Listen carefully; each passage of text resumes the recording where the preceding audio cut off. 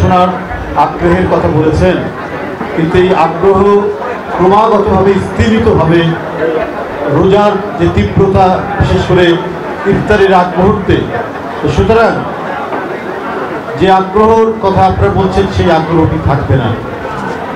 কারণ রোজার মাসে বক্তব্য রাখা এমনি অত্যন্ত কঠিন ব্যাপার, আর তার মধ্যে রোজাদার যারা এখানে বসে আছেন রোজার শেষ মুহূর্তে বক্তব্য শোনার মতো তাদের আগ্রহ খুব একটা থাকবে বলে আমার মনে হয়। কিন্তু আবার আজকেই আমরা এখানে আসার সময় বলছিলাম যে আমাদের বাংলাদেশের চিকিৎসা ব্যবস্থার যতটুকু কাঠামো রয়েছে, অবকাঠামো রয়েছে, এই অবকাঠামো যদি আরো উন্নত করা যেত, এই অবকাঠামো যদি একটি জবাবদিহিতার মধ্যে আনা যেত, তাহলে বাংলাদেশ থেকে কোনো রোগী ভারতে যেত না। আজকে আপনারা দেখেছেন যে আন্তর্জাতিক খ্যাতি সম্পন্ন ক্রিকেটার তামিম ইকবাল সে সাভারের একটি হাসপাতালে তার একেবারে খুব ম্যাসিভ হার্ট অ্যাটাক হয়েছে।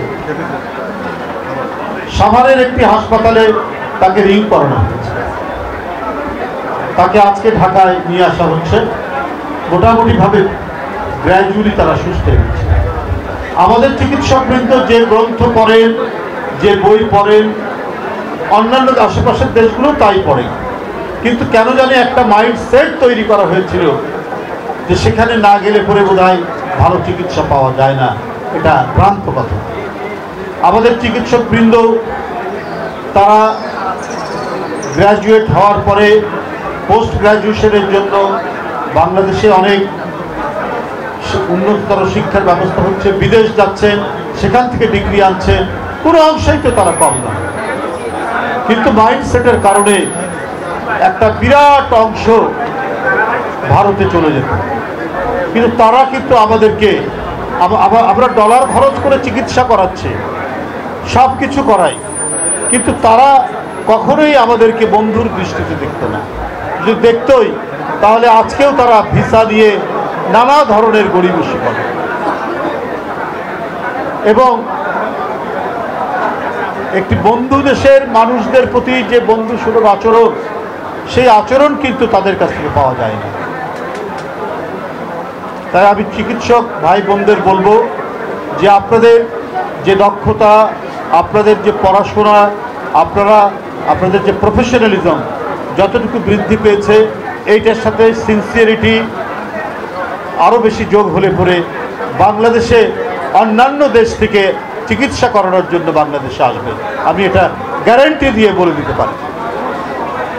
উপস্থিত বন্ধুরা আমার, আজকে আমরা নানাভাবেই দেখি যে ভিডিও ভাইরাল হয়, ভিডিও ভাইরালে শেখ হাসিনা কথা বলছেন, বক্তব্য রাখছেন তার কোনো নেতার সাথে, সে গাইবান্ধার গোবিন্দগঞ্জ হোক, সে সাতক্ষীরা হোক, গোপালগঞ্জ হোক, কোনো না কারোর সাথে তিনি কথা বলছেন।